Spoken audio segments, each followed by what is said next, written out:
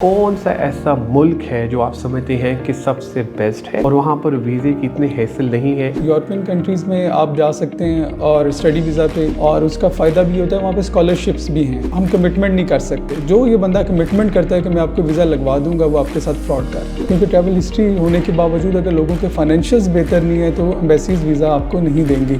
कुछ ऐसे कंट्रीज़ भी हैं जो आपको free of cost education offer करवाते हैं और जस्ट आपने उनके लैंग्वेज कोर्सेज़ करने होते हैं और वहाँ पर यूनिवर्सिटीज़ में एडमिशन लेना होता है।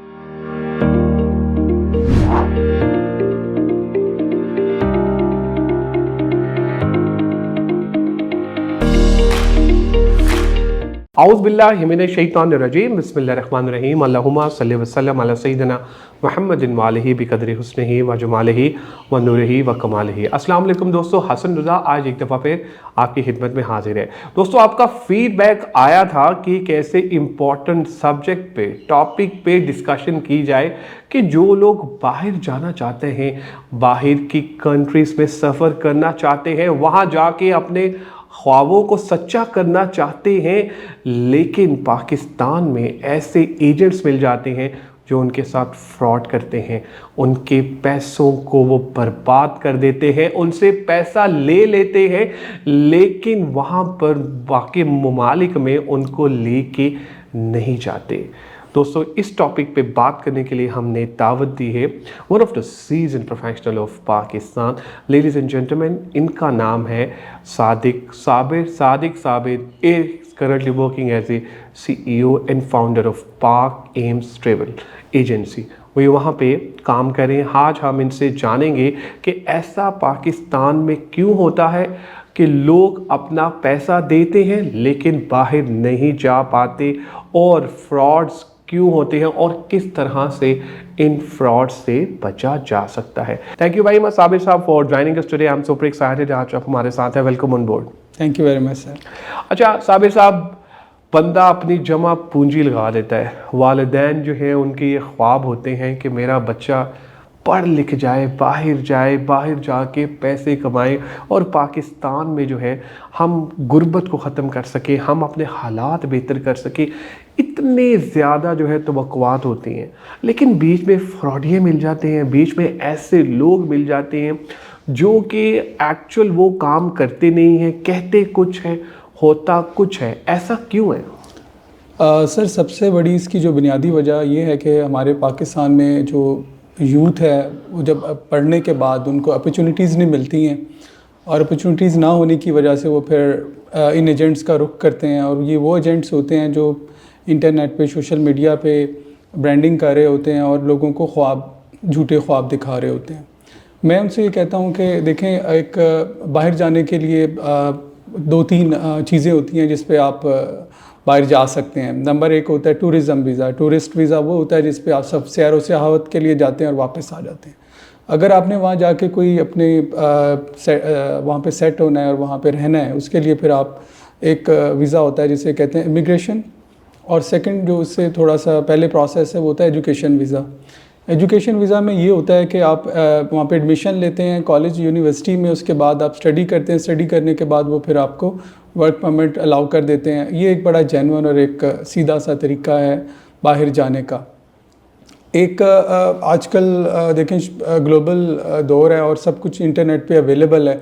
आप किसी भी कंट्री में जब जाना चाहते हैं तो उनकी जो वेबसाइट्स हैं एम्बेसीज़ की, वहाँ पे जाके आप डॉक्यूमेंटेशन जो है आप खुद से देख सकते हैं। आपको पता चल जाएगा कि कौन कौन से डॉक्यूमेंट्स रिक्वायर्ड हैं।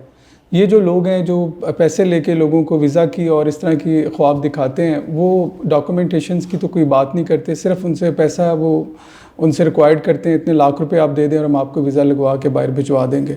और फिर आप उसकी दूसरी सूरत आप ये देखते हैं कि लोग अपने जमा पूंजी से हाथ धो बैठते हैं। सही। अच्छा सादिक साहब, ये बताइएगा कैसे पता चल सकता है यार कि ये बंदा जेन्युइन है, यार ये 2 नंबर बंदा है भाई, ये तो हमारे साथ फ्रॉड करेगा? क्या एजेंट्स के वो क्या टेक्निक्स होती हैं जिससे कि वो आपको एक्चुअल पता चलता है, वाइब्स आ रही होती हैं यार कि नहीं ये बंदा ओरिजिनल है, ये जेन्युइन है?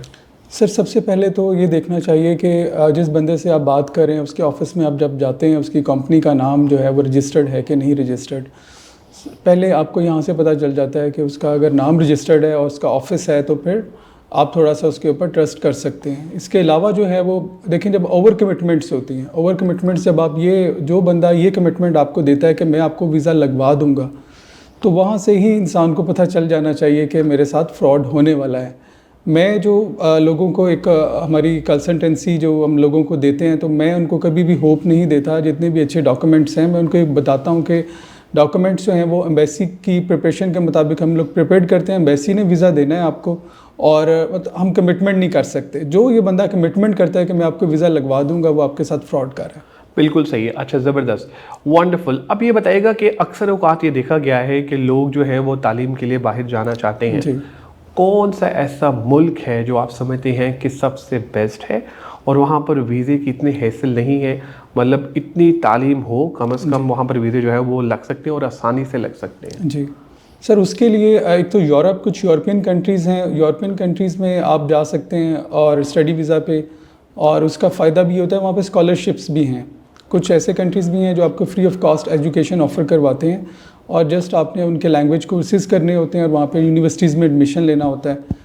और एक तो यूरोप है। सेकंड जो हाईएस्ट जहाँ पे बहुत सारे जो पाकिस्तानी जाते हैं वो है इंग्लैंड। इंग्लैंड बहुत ज़्यादा पाकिस्तान को स्टडी वीज़ा देता है। तो इंग्लैंड जो है वहाँ पे आप स्टडी करते हैं, और स्टडी के बाद वो फिर आपको अलाउ करता है वर्क परमिट के लिए। उसके बाद फिर आपकी इमिग्रेशन वहाँ पे हो जाती है। कोई ऐसे ममालिक भी हैं पाकिस्तान में जहाँ पर बग़ैर वीज़ाज़ के एंट्री हो सकती है? जी सर, कुछ ऐसे कंट्रीज़ हैं जो पाकिस्तान को ऑन अराइवल वीज़ा की जो है वो परमिशन देते हैं। वो कतर एक तो है, कतर की, और इसके अलावा फ़िलिपाइन है। इसके अलावा जो है वो मालदीव है। मालदीव भी आपको अलाउ करता है, और कुछ इस तरह आपके साउथ अफ्रीकन कंट्रीज़ हैं, और ये कंट्रीज़ हैं। लेकिन उससे पहले कि कुछ उनकी बुनियादी शराइत होती हैं जो आपने पूरी करनी होती हैं, जिसमें रिटर्न टिकट आपके पास कंफर्म होना चाहिए, होटल बुकिंग, और आपके पास पैसे भी होने चाहिए जो आपने वहाँ पे स्पेंड करने हैं। ऐसा भी देखा गया है कि कई ऐसे ममालिक में हमारा पाकिस्तानी पासपोर्ट बैन है, ऐसा क्यों? सर, बैन जो है वो एक्चुअली ट्रैवल बैन नहीं है, लेकिन उसमें ये है कि बैन आप उस सेंस में कह सकते हैं जैसे सऊदी अरब, दुबई ने हमारे पाकिस्तानी पासपोर्ट्स जो लोग ओवर स्टे हुए हैं वहाँ पे, इसलिए उन्होंने कुछ सिटीज़ पे बैन किया है पाकिस्तान में, और वो उन लोगों को वीज़ा नहीं दे रहे हैं। और इसके अलावा कुछ लिमिटेशंस उन्होंने लगाए हैं। अंडर 45 को वीज़ा नहीं दे रहे हैं, सिंगल पर्सन को वीज़ा नहीं दे रहे हैं। इस तरह की उन्होंने पाबंदियाँ एक्चुअली लगाई हैं। सही। इसकी जो बुनियादी वजह ये है कि जब पाकिस्तानी जाते हैं वो अपनी जो वीज़ा की जो मियाद है उससे ओवर स्टे हो जाते हैं, जिसकी वजह से फिर उनको इश्यूज आते हैं। सही।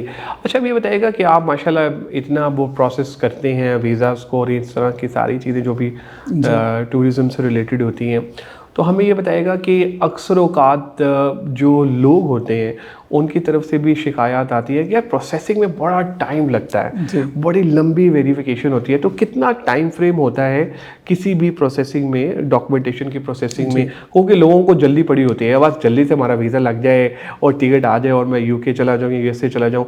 तो आपके ज़हन में कितना टाइम फ्रेम है? I mean I can completely understand कि ये वेरी ज़रूर करता होएगा, लेकिन प्रोसेसिंग का कितना टाइम फ्रेम होता है? सर, ये वेरी करता है कंट्री टू कंट्री। जैसे हम दुबई की बात करते हैं तो वो 4 वर्किंग डेज़ में वीज़ा हो जाता है। उम्रे की बात करते हैं वो भी 4 वर्किंग डेज़ में वीज़ा इशू हो जाता है। थोड़ा सा जो टाइम टेकिंग है वो है आपका कनाडा जो है वो थोड़ा सा टाइम टेकिंग, जब आपकी फ़ाइल प्रोसेस होती है तो उसमें वो टाइम लगता है, तकरीबन 4 to 6 मंथ का जो प्रोसेसिंग टाइम है। और इसी तरह आपके प्रोसेस होने से पहले जो एक इसका प्रोसेस होता है वो होता है आपने अपॉइंटमेंट लेनी होती है। आजकल जो लोगों को सबसे बड़ा इशू आ रहा है वो अपॉइंटमेंट्स का आ रहा है। अपॉइंटमेंट्स नहीं लोगों को मिल रही हैं और उसमें महीने लग जाते हैं, और फिर उसके बाद वीज़ा प्रोसेस की बारी आती है। नॉर्मल जो एक टाइम है एम्बेसीज़ का 4 to 6 वीक में वीज़ा प्रोसेस कर देते हैं। बिल्कुल सही। अच्छा, अब सारिक साहब ये हमें बताइएगा कि अक्सर ये देखा गया है या ये सुनने में आता है, ये मिथ है कि आपका अगर आपके पासपोर्ट पे किसी भी मुल्क का वीज़ा नहीं लगा हुआ तो आपको यूएसए का या यूके का वहाँ का जो वीज़ा है वो नहीं मिल सकता। क्या वाकई ऐसा है? ट्रैवलिंग हिस्ट्री होना ज़रूरी है? Sir, travel history basically number 1, जब मैं ये कहता हूँ कि स्टेप 1 पे पर्पज़ ऑफ विज़िट क्या है आपका। अगर आप टूरिस्ट वीज़ा अप्लाई कर रहे हैं और आपने किसी कंट्री का विज़िट नहीं किया हुआ और आपके फाइनेंशियल्स जो हैं वो इतने बेहतर नहीं हैं, तो हम आपको रिकमेंड नहीं करेंगे कि आप पहले जो है वो इंग्लैंड का वीज़ा अप्लाई करें। और उसमें जो embassies number, purpose of travel, second travel history, फिर फाइनेंशियल्स और आपके पाकिस्तान के साथ स्ट्रॉन्ग टाइज़, ये बेसिक एम्बेसी पैरामीटर्स के ऊपर आपको वीज़ा इशू करती है। तो इसमें ये कहना कि विदाउट, क्योंकि ट्रैवल हिस्ट्री होने के बावजूद अगर लोगों के फाइनेंशियल्स बेहतर नहीं है तो एम्बेसीज वीज़ा आपको नहीं देंगी। तो फ्रेश पासपोर्ट्स पे जो वीज़ा लगने की रेशो है वो थोड़ी सी कम है। बिल्कुल सही। अच्छा, अब आपने कहा फाइनेंशियल्स की जब हम बात करते हैं, भाई कितनी बैंक स्टेटमेंट हो, कितना पैसा हो, तो आप समझते हैं कि यार इतनी फिर भी जो है ना वो चांसेस हैं कि वीज़ा आपका लग सकता है, कोई हमें रेंजेस बता दें। सर मैं देखें, जिस अभी जो पाकिस्तान में आप देखें कि डॉलर का जो 300 पे डॉलर जो है वो इस वक्त फॉल कर रहा है, और मिनिमम जो आपके पास 30 से 35 लाख रुपए टूरिस्ट वीज़ा के लिए आपके अकाउंट में जो है वो बैलेंस होना चाहिए। लेकिन ये बैलेंस ऐसा नहीं है कि आपने वंस टाइम इसको सबमिट करवा दिया। बेसिकली एम्बेसीज जो हैं वो आपका एवरेज बैलेंस देखती हैं, मंथली टर्नओवर देखती हैं, और एवरेज बैलेंस देखती हैं और एंड बैलेंस देखती हैं।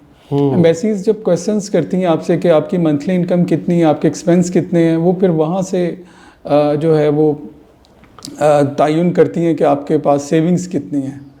और अगर वो आपकी सेविंग्स ज़्यादा हैं तो उस पर भी उनको इतराज़ होता है, और अगर कम है तो उन पर भी।